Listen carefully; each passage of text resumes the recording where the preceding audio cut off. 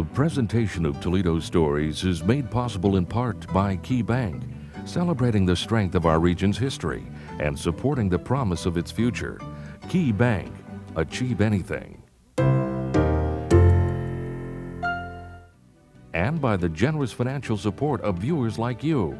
Thank you.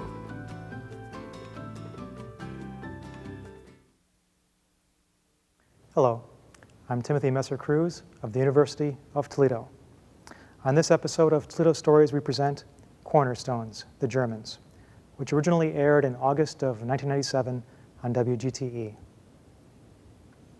By 1916, Toledo's German population held a prominent position in the community. But with the United States moving toward involvement in World War I, German Americans were viewed suspiciously. The fact that most German churches and social groups still held meetings and services in their native tongue raised fears of espionage and sabotage in America perpetrated by German immigrants. As a result, federal agents sat in on German church services, meetings, and other local gatherings to assure that the organization's loyalties were to their new country and not the old. On May 24, 1917, the Toledo School Board voted to end the teaching of German in the public schools. German families no longer dared to speak German outside the home, and many stopped speaking it altogether. German Americans were forced to prove their patriotism, but lost something of themselves in the process. At the end of the program, I'll show you how you can learn more about the German American experience in our region, and we'll share some rare images from the WGTE film and video archives. And now, Toledo Stories presents Cornerstones, the Germans.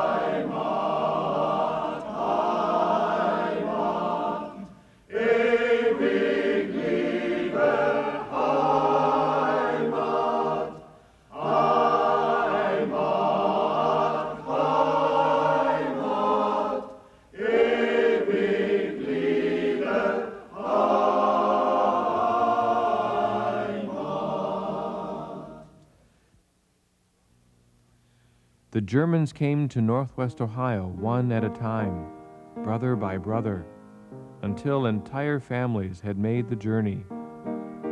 Lured by the letters of those who went before them, promising land of their own and the freedom that went with it, they drained the swamp, started farms, and moved into the city, bringing the trades taught to them by their fathers. They made a good life here, capitalized on opportunities they could only have dreamed of in Germany. And yet, perhaps more than any other group, they struggled with the actions of the countrymen they left behind. World Wars I and II haunted the immigrants and ultimately forced them to choose between the old country and the new, and to find themselves as Americans. The Germans began to arrive in Northwest Ohio in the 1840s. Their reasons for leaving home were as varied as the states that collectively we call Germany. The term German is almost generic. It describes people living in Central Europe. And they didn't so much think of themselves as Germans, they thought of themselves as people from Hanover, or they were from Prussia, or they were from Posen. There was local ethnic identity.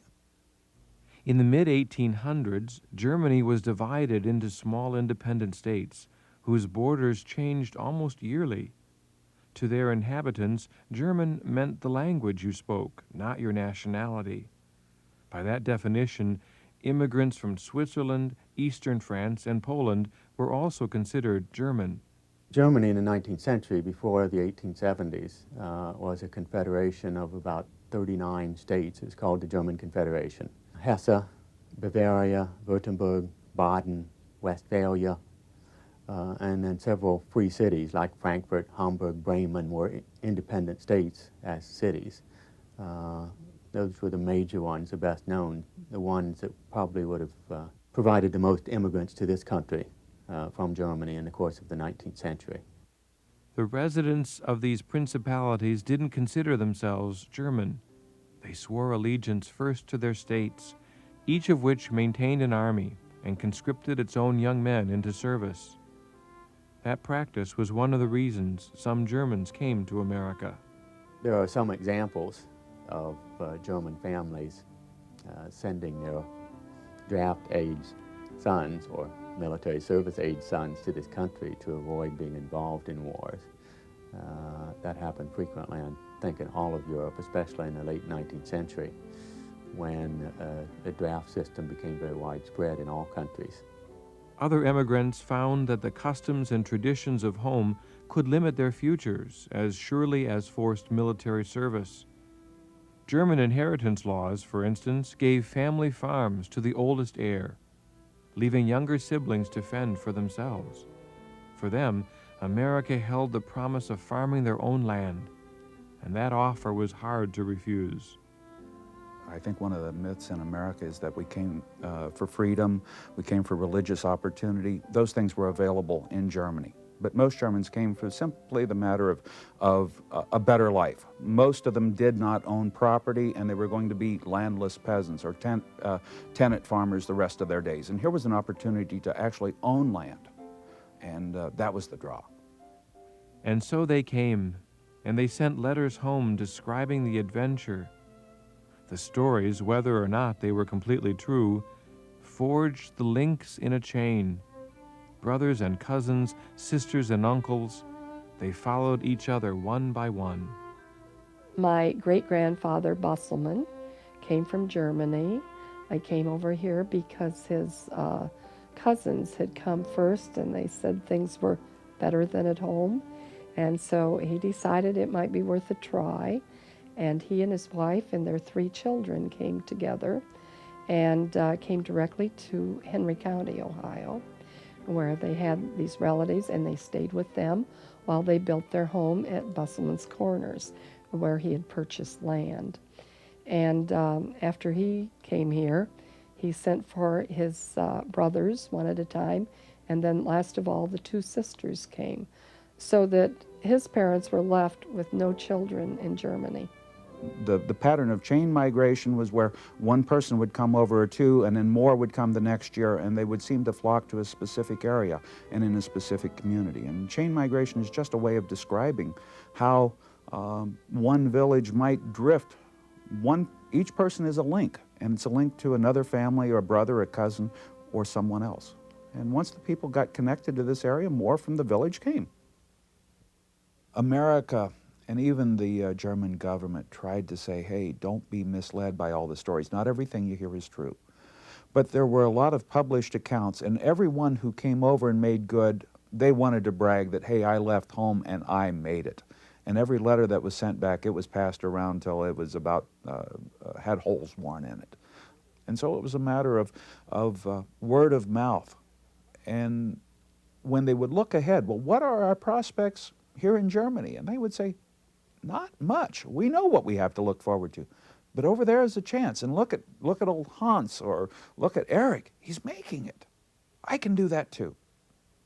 And it was that spirit that fueled it. The idea that they could have something more than what they could look forward to there.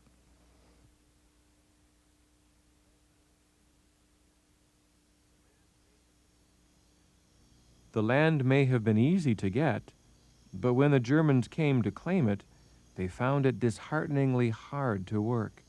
For many, the dreams they'd bought in America lay under a fetid swamp. A vast wetland, half the size of the Everglades, was here. And it even probably formed its own climate. And the hot, steamy days of August probably would have been sustained even more. there were government land offices that would sell land, and there were also people who would oftentimes buy up parcels of land and then sell it at inflated prices, or sometimes parcels of marginal land. So it's almost like, hey, you want to buy some swampland in Florida? They were telling some of these immigrants, hey, you want to buy some swampland in Northwest Ohio? Only they painted a brighter picture. What often happened was the immigrant would then buy the land and then arrive on site and be kind of shocked with the standing water that was there. With some help from the state and counties, the settlers dug drainage ditches. Soon they crisscrossed the countryside, collecting swamp water from field tiles and diverting it to the area rivers and streams. Then they began digging in their fields and putting in tiles. And some of the earliest tiles were boards that they'd fashioned and laid in trenches. And then they found that they could sculpt the clay into tubes to carry the water away. So there was a great industry in making field tiles here. And there are still field tiles being installed to this day in the swamp to take away the water, to make it suitable for agriculture. The ditches that drained the swamp over 100 years ago run for thousands of miles along rural country roads. They're a reminder of the German hands that tamed and shaped this area. They made possible the convenience of today's modern roads, but they also made driving those roads in winter a harrowing experience. When we have a little bit of freezing rain and the road slick, and you look just to the side of the road and you've got this real deep ditch, and you wonder why the highway department didn't put this ditch maybe 60 or 70 yards away. It was because many of these ditches were dug by hand. They had bucket scrapers that would go behind horses, and they weren't thinking in the 1860s that we would be coming down with vehicles driving 55 miles an hour up and down these roadways. And so the ditches were dug right there, and they dumped the material from the ditches and then put down crushed up stone from some of the limestone deposits to make the roadbed. So ditches are very close to the roads here. Northwest Ohio owes much of its reputation for fertile, productive farmland to the hard work and commitment of the Germans who settled here. They left their mark on the land they cultivated around their farms, and on the small towns they founded and named after the villages they had left behind. The area is a patchwork, and each little community has oftentimes its own little identity. Now, the piece in this quilt here may look like a piece that's 200 miles away, and the reason is it has similar, they immigrated from the same area. And next to this one piece here may be a little group of people that came from the other end of Germany. It so happens that when you visit cemeteries over there or look at the names in the villages, the store names on the front, same names you see around here. They just one after another came over a period of maybe 70 years. What happened to these people? They didn't drop off the face of the earth. They're still alive and well, but the village has spawned off a little shoot, and it's alive and well and living in America. The chain of migration that brought Germans here to settle Northwest Ohio's farmlands eventually reached the city as well. By 1842, German immigrants began to populate neighborhoods in Toledo. Some moved into the North End, the old Vistula neighborhood. Others settled on the south side near St. Clair and Erie Streets, and off Broadway near the rail yards. But the largest group moved into Toledo's first housing development, a part of the city called Lenks Hill. Lenks Hill originally got its name from Peter Lenk, who was an old brewmaster. He'd come over here from Bavaria and set up a brewery and a winery as well. Peter Lenk's brewery is probably the most significant German-owned business in Toledo in the 19th century, and one which chose its workers in part on the basis of cultural ties, immigrant ethnic ties.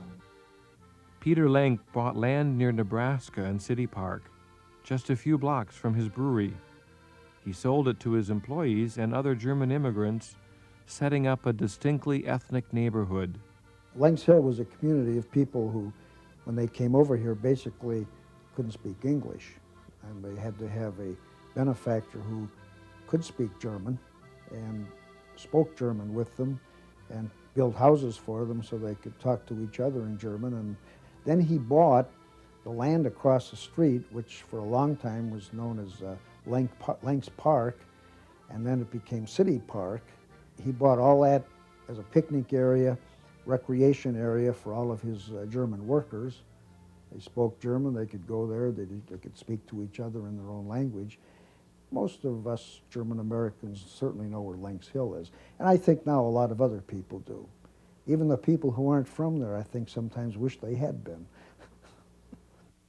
Toledo's early ethnic neighborhoods had distinct boundaries, and where they rubbed up against one another, well, they sparked a little rivalry.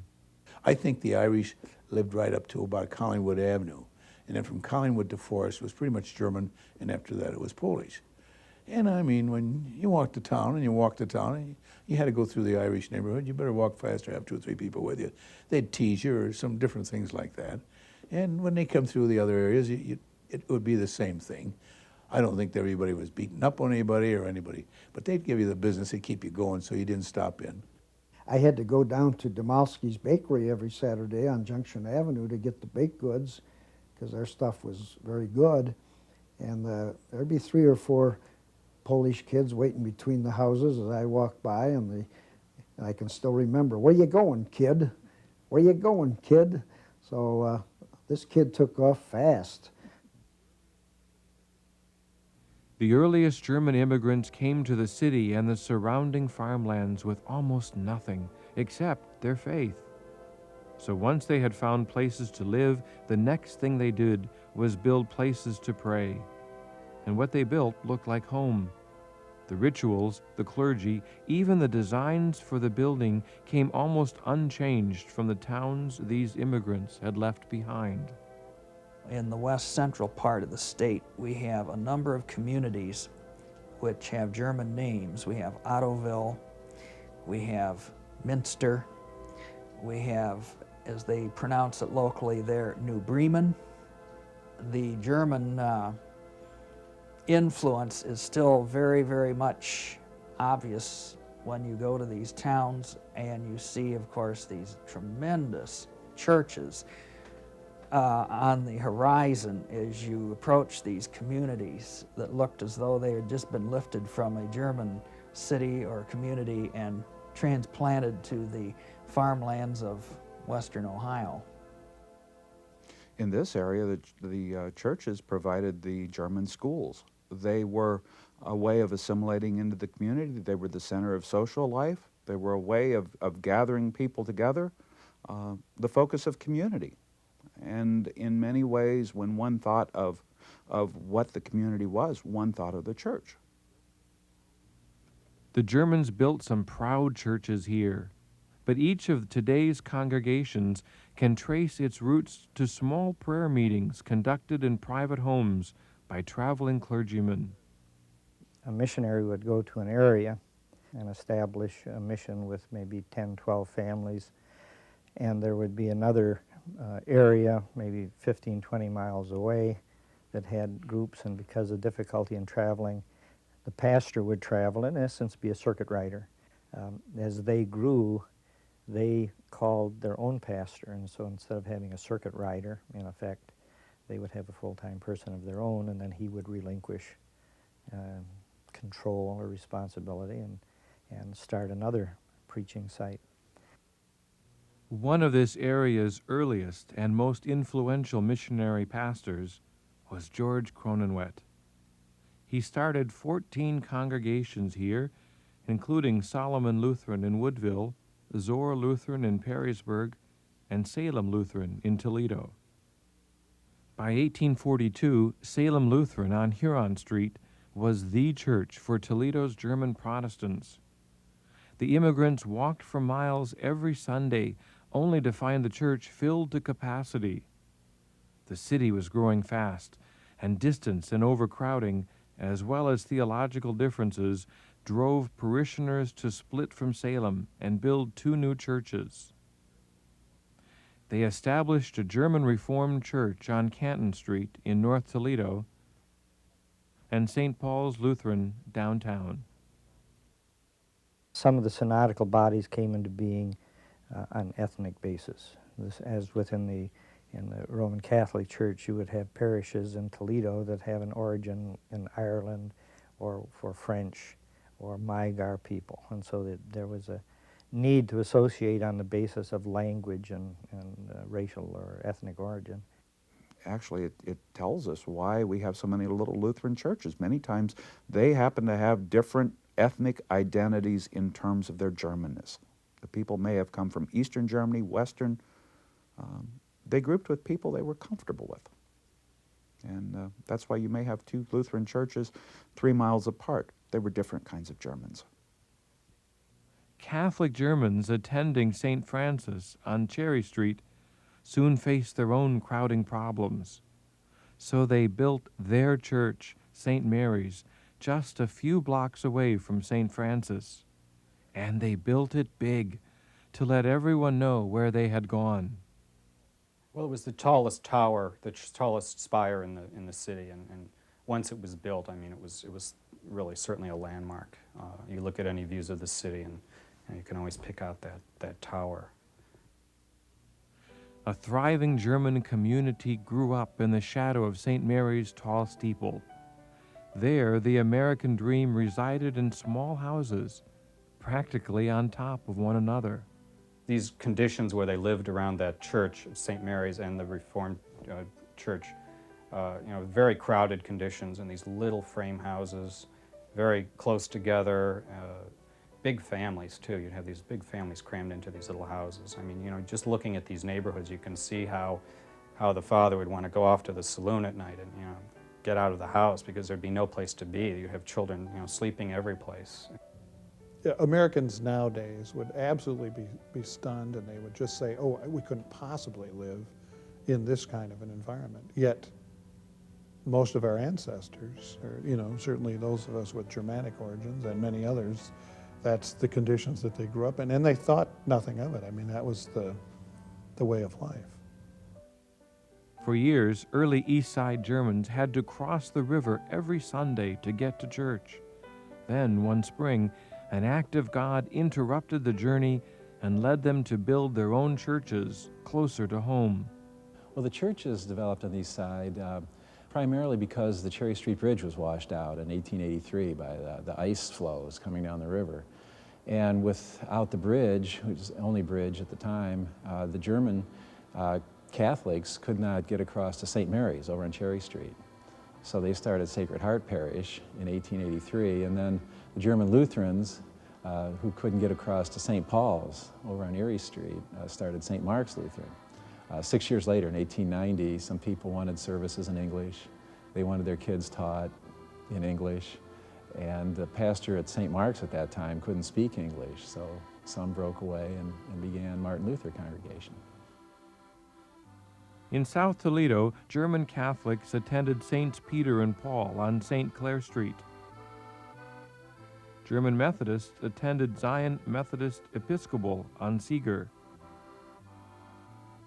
And Lutherans had their choice of St. John's South Side on Erie Street or St. Lucas on Walbridge near Broadway.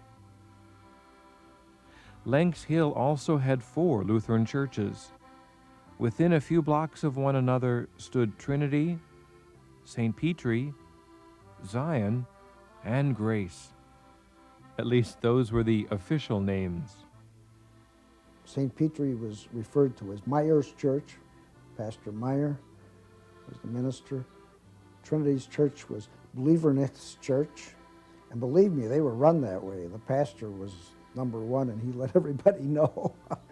So it was Believernicht's Church, Meyer's Church, and in my day, the way they pronounced my dad's name, Littke's Church, and Brenner's Church. It was over at Grace. The minister's name was attached to the church, and that was true of the priests at St. Patrick and Nativity and St. Anthony's. Toledo continued to grow, and the German immigrants living near St. Mary's began to move out of that neighborhood. The church reached out to follow its migrating congregation. It built a school and chapel on Page Street, and eventually held services there. In 1938, it tore down the church at Michigan and Cherry Street. The only traces of that building today are its bricks, used to construct the Maumee Valley Tuberculosis Hospital, and its bell, which rings from the steeple of Jesu Catholic Church.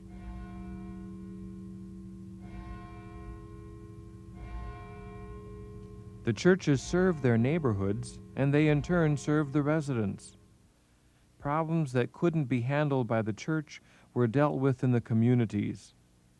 The German neighborhoods nurtured the immigrants, offering newcomers a place to live, grow, and learn about this country, including how to run a business.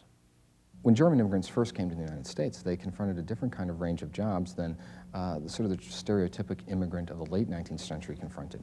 There, by and large, weren't industrial factories of large numbers, waiting for large numbers of less skilled employees. And so Germans often found themselves relying on themselves for employment, creating small businesses, craft operations like the tailoring or becoming grocers, not necessarily well-to-do businesses, but a variety of independent businesses that serve the ethnic community where Germans, as other immigrant groups, tend to be confined. In most of Toledo, and the Hill was not any different, these were self-contained neighborhoods. We didn't have the automobiles that people had today. That was a luxury. People walked, and the butcher shops, the dry goods stores, the sweet shops, the grocery stores, they were operated pretty much by German Americans. Germans bought from Germans. My father bought all of our shoes at Schemenauer's shoe store on Dorr Street because he was a nice German man. See, it was based, they basically took care of each other. The neighborhood stores were important transitional institutions. They let new immigrants do important everyday business in German while they learned to speak English.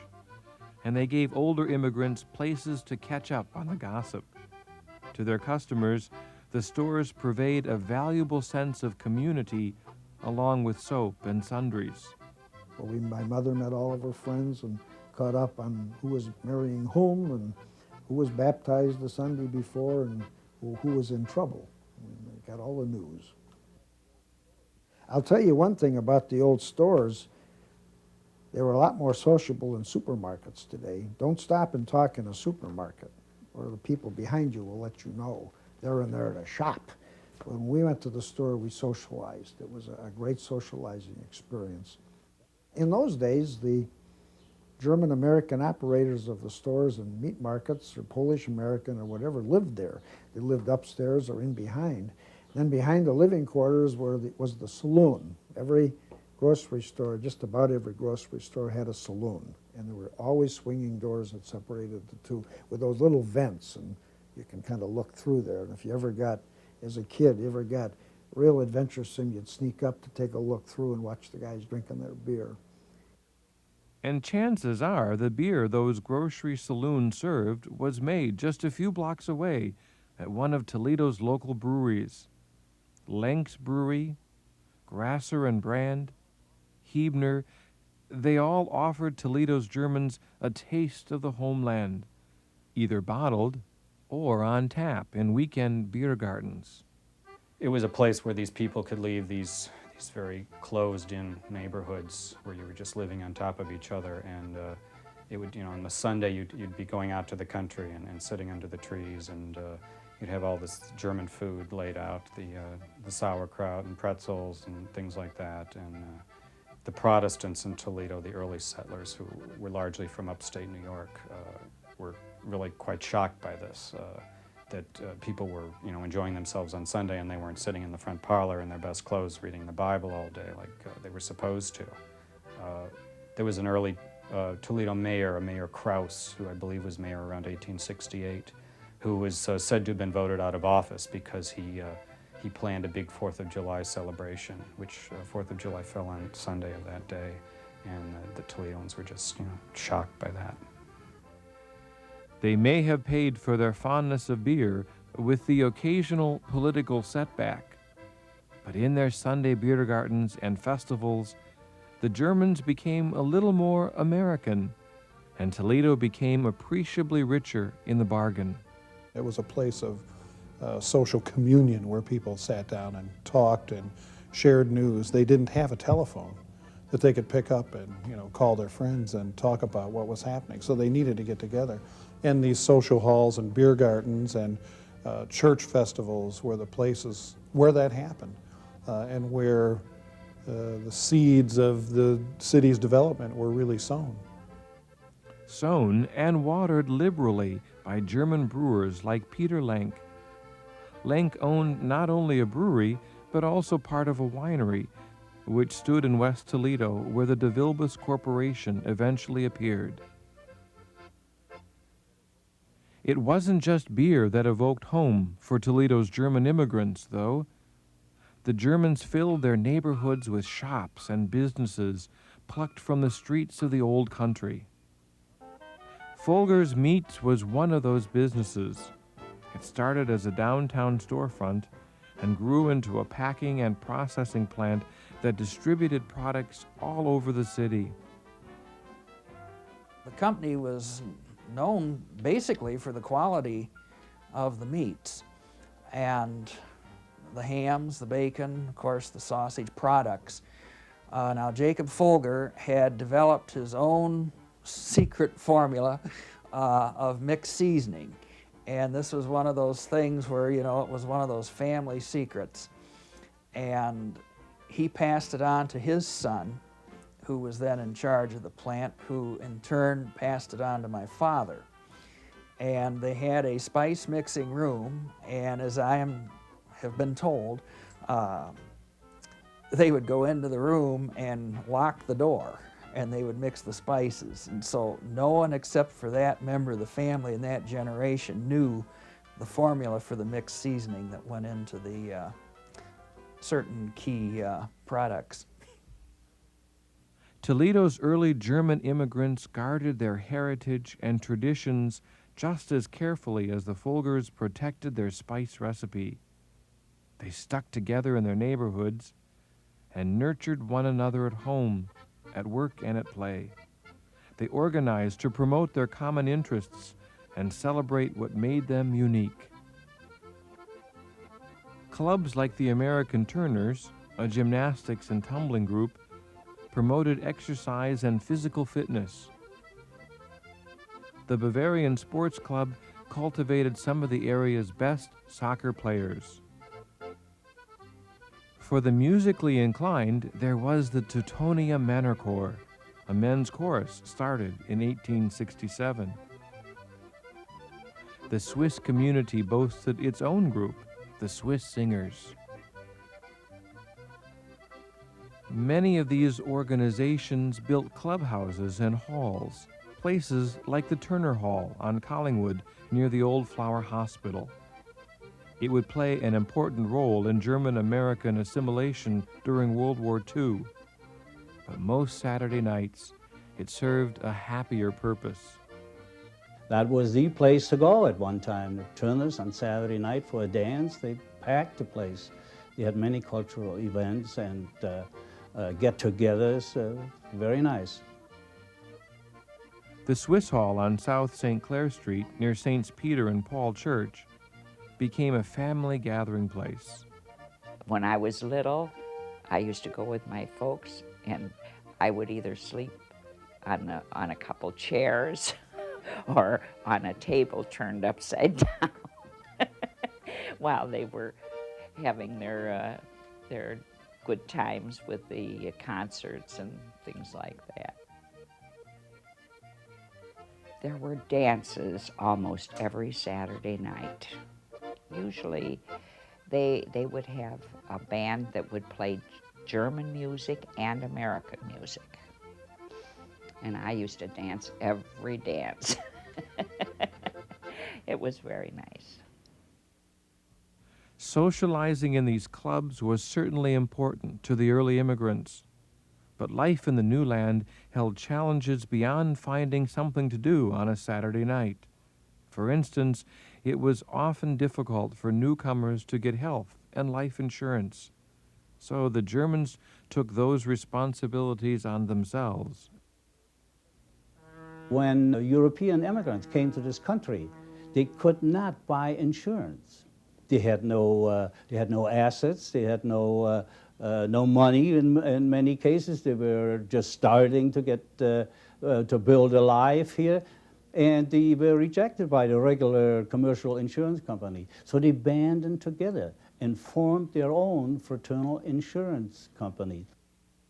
The German Beneficial Union, the Bavarian Benevolent Society, and the Schwabenverein all helped immigrants help themselves and invest in their futures. The social and fraternal groups linked them in celebration of their heritage and eased the way for the Germans who settled in this strange land. But the clubs also linked the Germans in America to their countrymen across the Atlantic, at least in the eyes of their neighbors. So when the world wars stirred Americans' patriotism and fanned their fears of foreigners, the Germans here faced agonizing questions about their loyalties.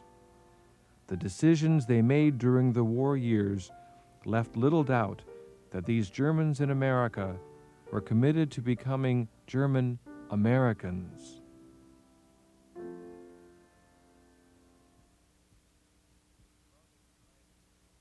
The strongest tie that the Germans had here to their past and their homeland was language. Throughout the turbulent first half of this century, it would serve both to unite and to isolate them. They naturally spoke German in their homes, their churches, and their schools, but they didn't all speak it the same way. The German they used varied with the region from which they had emigrated. The German that we know in this country, or the German that we would learn in school, is basically a product of Luther's translation of the Bible in the 16th century into his Saxon German, so that becomes kind of the educated German, the language of common communication in Germany. But the local dialects varied widely to the extent that sometimes Germans had difficulty communicating. Low German itself is not a language that's very much a standard at all. It's very different wherever you go. And our language in Henry County, Low German, is more what they speak around Hamburg. People that speak High German, unless they grew up speaking Low German, would never take the trouble to learn Low German. You just happen to have maybe been born in a rural area or something, and that's how you learned it. And that's how people in Henry County learned it. From generation to generation, it was passed down. When they went to church, it was High German. But at home, when you went to town, talked to your neighbors, talked to other kids in school, it was Low German. In the early days around Northwest Ohio, the mix of immigrants and their dialects sometimes made it as difficult to communicate between family members as between villages. German was spoken at home, and especially when my folks talked about things they didn't want me to understand. But the funny thing was my father spoke a different dialect of German than my mother, High German as it was called. My mother spoke that South German dialect, and sometimes they couldn't all that much understand, but I guess they understood each other well enough because they had 5 kids. You know, people, I think, forget how important language was at that time, what a big issue it was, because they wanted to hold on to their heritage. And so to keep the German was the way of holding on to their heritage. But then others wanted to move into English. And so there's a very, very real tension there. And in the churches as well. Some churches formed because they wanted English instruction and English worship, where others wanted to keep the traditions and the old country way of doing it. And really, it was not until World War I when the German language really started to disappear.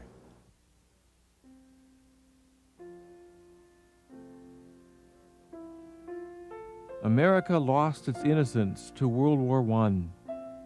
the country's German immigrants lost a good deal more. They were easy to pick out because of the way they talked. And when they found themselves facing suspicious stares, the Germans had to re-examine much of what they believed to balance the investments they had made here against their natural affinity for the homeland. The German-American community tended to have considerable sympathy for what was happening in Germany, kind of this emotional tie. So I think there was a growing resentment against the activities of the German-American community because of the much greater support for the Allies in World War I. And so when the United States finally got involved in the war in April of 1917, there was, in the subsequent months, some rather extreme anti-German sentiments expressed in this country. And this was reflected from rather simple things like renaming the Frankfurter hot dogs and the hamburger Salisbury steak and sauerkraut Liberty cabbage, renaming German things, but with particular emphasis on trying to prohibit the teaching of German and the use of German as a language. We had so many Germans in this country who had relatives in the old country at the same time, that part of the thrust that many Germans had to preserve German culture and German language were attacked, and schools began to fade. I remember my mother saying when she went to Libby High School, she did not take German because by this time they had removed German from the schools. I also went to Libby High School, and I graduated from Libby High School in 1962, and they did not reinstate the German language at Libby High School until 1960. All those years, they pulled it out because they were angry with the Germans. Doubt and suspicion shadowed the German community. Even their churches attracted some unwanted attention. There was a push, particularly in the First World War, to very closely monitor the church because it was German-speaking.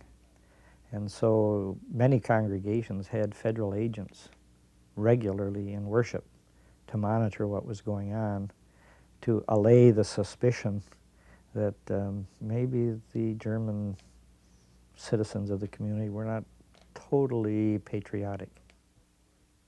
In some important ways, World War I forced assimilation on the Germans in America. In Toledo, it marked the beginning of the end for the German neighborhoods. I think they assimilated fairly quickly, and especially after World War I, it wasn't that popular to be German anymore, and so they didn't really stick together as closely as they had. The Germans were really the only ethnic group that really, in a way, was forced to give up a lot of their heritage just because they'd become so unpopular with the war. In the 1920s and 30s, the region's once tightly knit German community began to unravel into the fabric of American culture. Beer gardens dried up in the temperate climate of Prohibition. Social clubs became less relevant to English-speaking Germans. The Depression made a priority of day-to-day survival. And then world events conspired again to put Germany and Germans in the center of a maelstrom. People wanted peace. World War I was still too much in the minds of the German Americans on the Hill. They just as soon not have thought about World War I, and they certainly didn't want to think about another world war. But then when Pearl Harbor was bombed, how shall I put this? It made patriots of them all. The treatment of German Americans during World War II was quite different. It was much less anti-German than it was in World War I. There was a tendency to distinguish, I think, between German and Nazi, and the Nazis were condemned. Tempered by their experiences during World War I, most Germans here had no doubt where their allegiance lay in the new conflict. The American Turners, for instance, volunteered their hall, where German immigrants had danced away many Saturday nights together, as a place to train Army recruits, and German-American boys rushed to enlist. This, I think, was something of a surprise to the Nazi leaders, who, of course, believed that Germans were identified by blood rather than by nationality or citizenship. And so the Nazi leaders, insofar as they were extreme racists, believed that Germans anywhere would want to be a part of this greater Germany, and that Germans everywhere believed in the same type of things. And I think they were kind of surprised at the relative lack of support that Nazi Germany got in this country. I really think that we're Americans with German descent. And I think every one of the nationalities, the kids that I grew up with, this is our country. And no matter, I can't help what happened over there, but don't do nothing to my country. And I think this is what most of us felt like. These Americans of German descent served with honor, and when the war ended, the German-American soldiers and sailors came home as just plain Americans. They looked at the old neighborhoods through different eyes and saw that their futures lay elsewhere. I think that's where the ethnic part of the hill disappeared. Once World War II was over, and we all came back and got married or moved to other parts of the city, the World War II was the curtain that came down on Lanks Hill as we knew it. The Germans left the neighborhoods that had nurtured them. They spread out into the suburbs, pursued careers, and raised their children as Americans. They didn't abandon their customs, but saw them recede into the mix of American traditions. Toledo's German athletic and social clubs continued to steward the culture, but by the 1960s, their membership had shrunk to the point of extinction. In 1966, the clubs made a last-ditch effort to survive by uniting to host a German festival, one that would recall the beer gardens of the old days. It was an unusual alliance, but a successful one.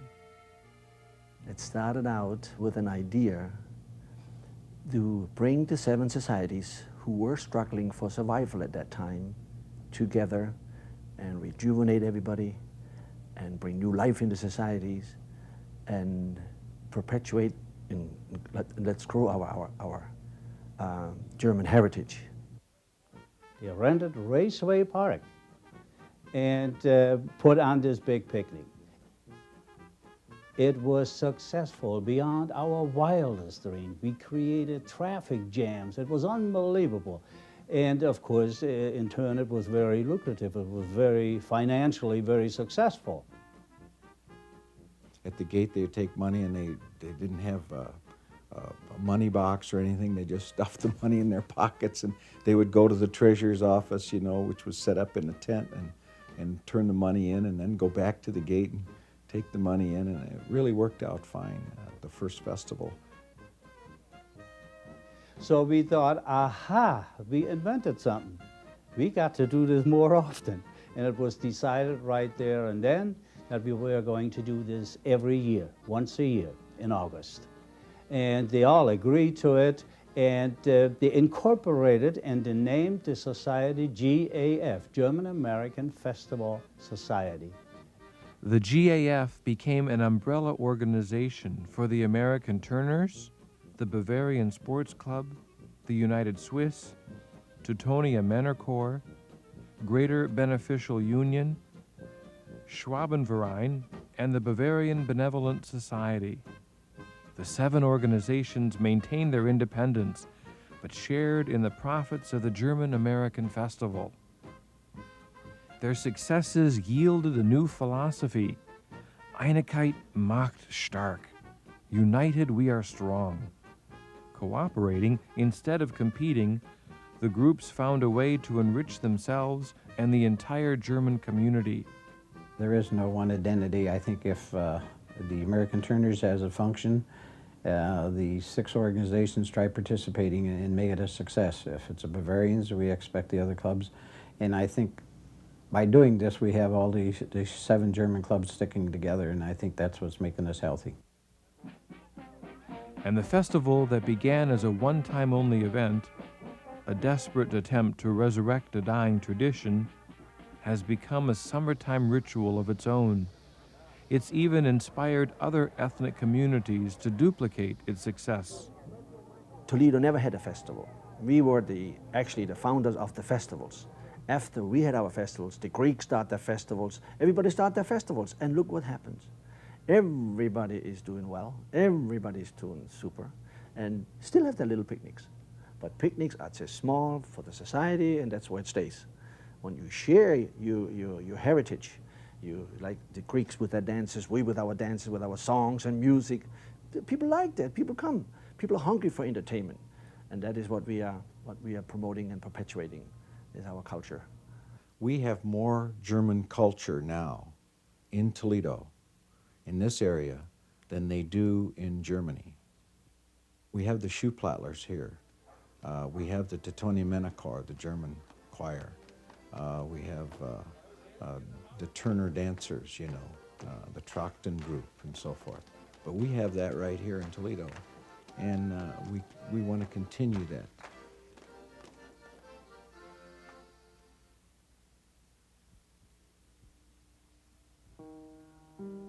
The first Germans to arrive here more than 150 years ago tamed a wild swampland and grew new lives on the reclaimed soil. They put down deep roots. When world events isolated them among their new countrymen, those roots helped them weather the storms.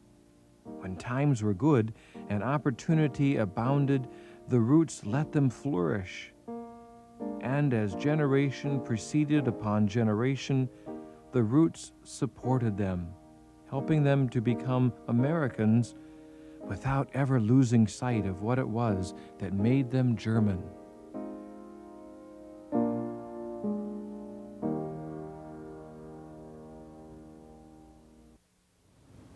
If you'd like to learn more about the German-American experience in our region, I'd recommend these resources. Philip Lutke's book, Voices of Lynx Hill. Mr. Lutke has written a number of volumes dealing with Lynx Hill and the German-American neighborhood in Toledo. It tells you quite a bit about the experience of living in the Lynx Hill neighborhood. Also, The German-American Experience by Don Heinrich Toltzmann. It's a standard college textbook, but it's highly readable and highly recommended. And there are some great resources on the web as well. The German Americans, An Ethnic Experience by Willie Paul Adams is a translation of a very good book written in German about the German American experience and the immigrant experience across America, not just in Ohio. But it's available in full text here from the German American Center at the Indiana University, Purdue University of Indianapolis.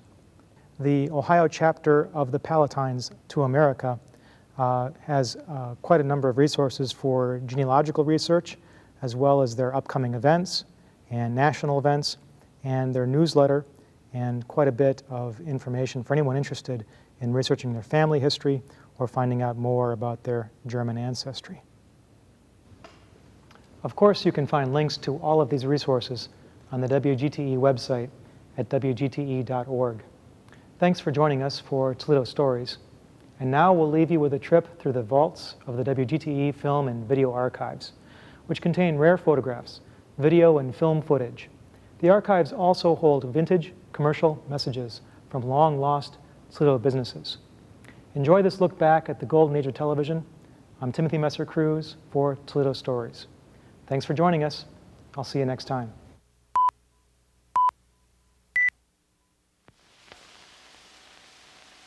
The cane, the gloves, and the topper. Look for them at your favorite store. They mean tops in potato chips. Topper's chips in 1-pound cans. Topper's chips in 1-pound fresh seal bags. Get the tops. Buy Topper's chips. No matter how you buy them, when you buy them, Topper's potato chips are fresh, crisp, and salted just right. Sister Susie knows what's good. Topper's chips, Marcel or plain, with your favorite sandwich spread, are quick and easy to make. easy to serve, enjoyed by everyone. A natural topper treat when folks get together. For tops in chips, insist on toppers. Good flavor, salted just right? You said it, friend. Everyone says toppers are tops. The potato chips everyone buys because they're tops for taste. A video of the program you've just seen is available for $19.95. You can visit us online at WGTE.org or call us at 419-380-4613. To learn more about the history of Northwest Ohio, visit Toledo Stories online at WGTE.org. Explore a wealth of resources, including books on each program subject, internet sites, and interesting places to visit in our area.